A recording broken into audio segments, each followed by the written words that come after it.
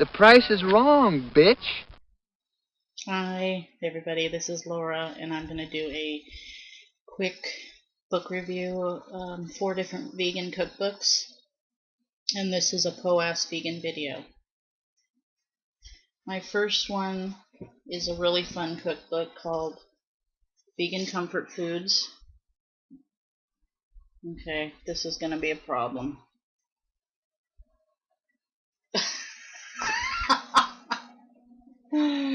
Okay, I've got to do the contrast. It's too much. So instead of me looking halfway decent, I'm going to have to risk looking like crap and giving you a good look at the book. Anyway, Vegan Comfort Food. Quick and Easy Vegan Comfort Food by Alicia Simpson. Yeah, here it is. Okay, it's a good, fun cookbook. I would give this one 4 out of 5 because the pictures, I like big, colorful pictures with my recipes. I want to know what these foods are going to look like when they're done. Yeah. Sorry, I had to pause for a minute. There was a little bit of background noise. Somebody around here is on the phone. Anyway, I also had to turn on a YouTube of a waterfall because next door there's a dog who's being fostered, and this dog is a 10-year-old. I don't know what he looks like, but the neighbor just got him. He does fostering for dogs, and this dog is 10 years old and he has terrible separation anxiety. So he was really crying and screaming to the point where I went outside to see if a dog had been hit by a car or something. And all the neighbors were outside. They were all saying, "Oh no, don't worry about him. He's okay." I mean, the whole neighborhood pretty much jumped to action because this dog was crying so loudly. Anyway, back to this cookbook. Very good cookbook. Its focus is in Southern cooking and in, I guess, Mexican food, different things. This author grew up in California, but she has roots in the deep south of the United States as well. So she has a website, vegcomfortfood.com, vegcomfortfood.com. And this is published by the Experiment in New York. It's like Experiment Publishing.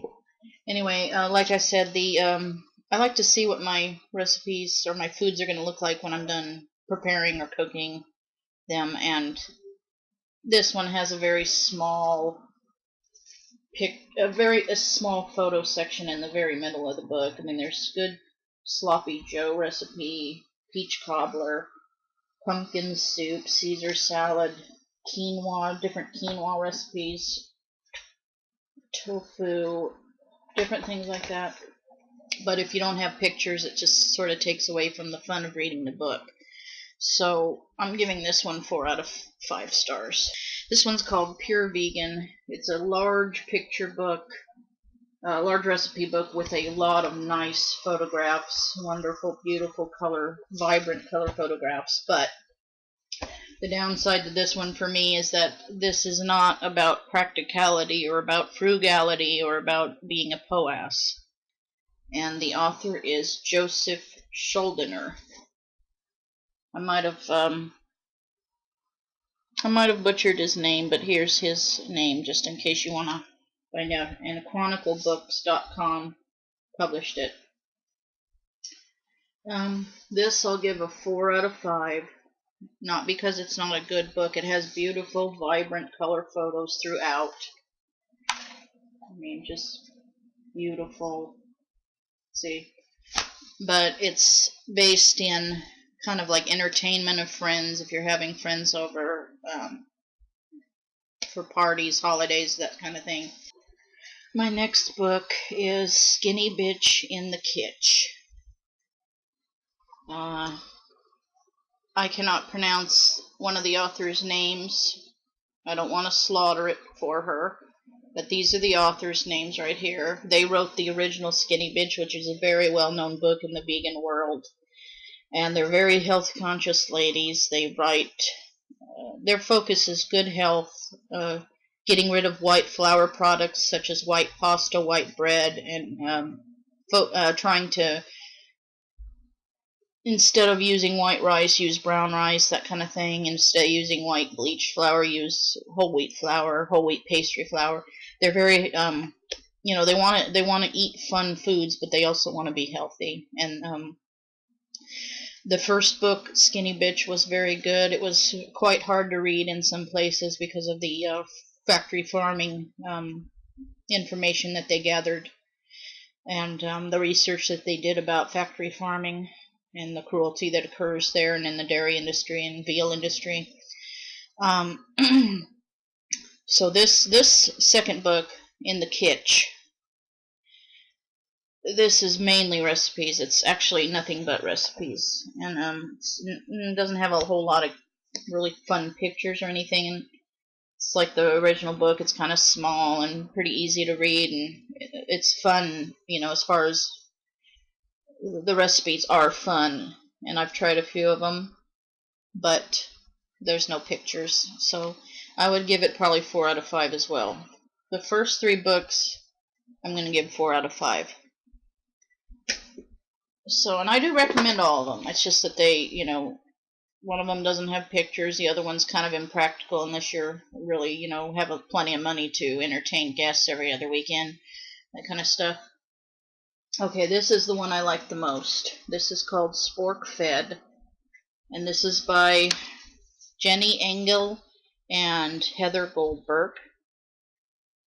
I don't know if you can see that very well. Not really. But anyway, it has an introduction by these 2 actresses, Emily and Zooey Deschanel. I guess that's how you pronounce her name.